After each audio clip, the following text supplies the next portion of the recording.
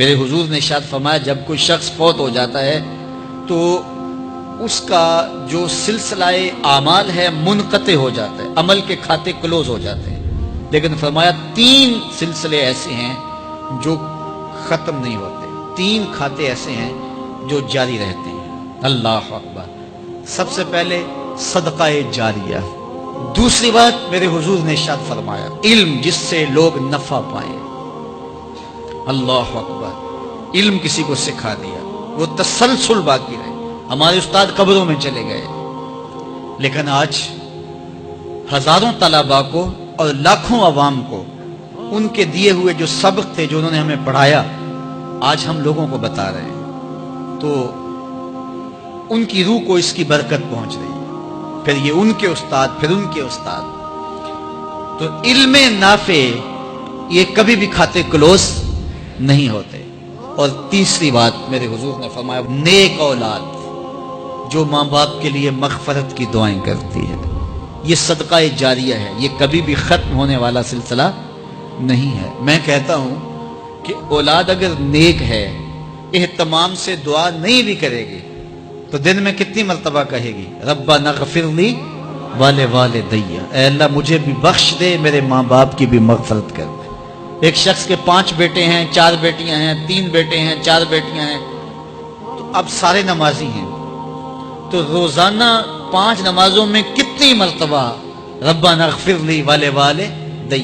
تو اولاد والدین کے لیے اسپیشل دعا کرتی ہے جو ہے وہ نماز کے اندر، اور اگر اولاد صالح نہیں ہے تو نماز کے اندر دعا کرنا تو دور کی بات ہے، چونکہ وہ نماز نہیں پڑھتی، صالح نہیں ہے، تو دعا کیا کرنی ہے؟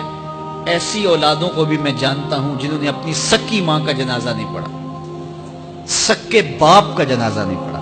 ویسے ایک ایسے بد نصیب کو میں جانتا ہوں جس نے واقعتاً ہی نہیں پڑھا، آیا ہی نہیں، قبرستان میں بھی نہیں آیا، لیکن بہت سارے ایسے لوگوں کو میں جانتا ہوں جو قبرستان میں آئے ہیں لیکن اپنے باپ کا، اپنی ماں کا جنازہ نہیں پڑھا، جنازگاہ میں کھڑے رہے، جنازہ نہیں پڑھا۔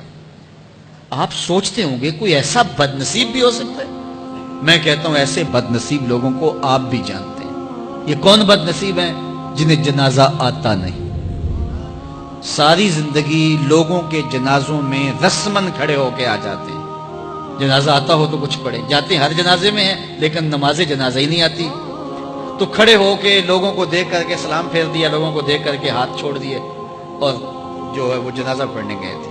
اور جب اپنے ماں باپ فوت ہو جاتے ہیں تو کیا سارے کام چھوڑ کے جنازہ سیکھتے ہیں؟ کہ ساری زندگی لوگوں سے فراڈ کیا، دھوکہ کیا، آج اپنی سکی ماں کو دھوکہ تو نہ دوں، آج اپنے سکے باپ سے تو فراڈ نہ کروں۔ ساری زندگی جو لوگوں سے فراڈ کرتا رہا، پھر ایک دن اپنی سکی ماں سے بھی فراڈ کیا، اپنے سکے باپ سے بھی فراڈ کیا۔ اور مجھے بتاؤ شخص سے بڑا کوئی بدبخت ہو سکتا ہے کہ جو اپنی سکی ماں سے فراڈ کرے اور وہ بھی مرنے کے بعد، سکے باپ سے فراڈ کرے، اس کی لاش پڑی ہوئی ہو اور وہ اس سے فراڈ اور دھوکہ کر رہا ہو؟ اگر اس کے اندر ضمیر ہو تو ڈوب کے مر جاتا کہ میں اپنی ماں سے فراڈ کر رہا ہوں اور اپنے باپ سے فراڈ کر رہا ہوں۔ تو یہ کتنی بڑی بد نصیبی ہے کسی اولاد کی اور کسی ماں باپ کی بھی کہ اس کی اولاد بھی اس کے لیے جنازہ پڑھنے کی صلاحیت نہیں رکھتی ہے۔ اور وہ کتنے خوش نصیب ماں باپ ہیں جن کا جنازہ خود اولاد پڑھاتی ہے۔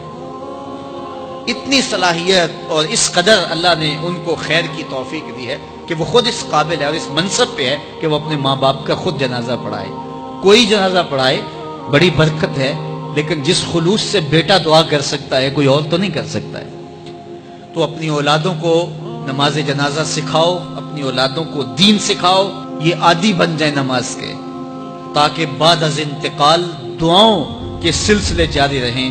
جو شخص روزانہ اپنے والدین کے لیے مغفرت کی دعا مانگے، والدین زندہ ہوں تب بھی، فوت ہو گئے ہوں تب بھی، علماء فرماتے ہیں ساری زندگی اس کے رزق میں بے برکتی نہیں آ سکتی۔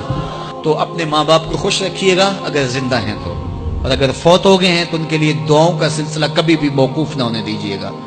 5 گانا نمازوں میں تو دعا چلتی ہی رہتی ہے، اس کے علاوہ بھی دعا مانگے۔ اللہ آپ کو، مجھے، سب کو اپنی رحمتوں کے سائے میں رکھے، ہم سب کے ماں باپ کی مغفرت فرمائے۔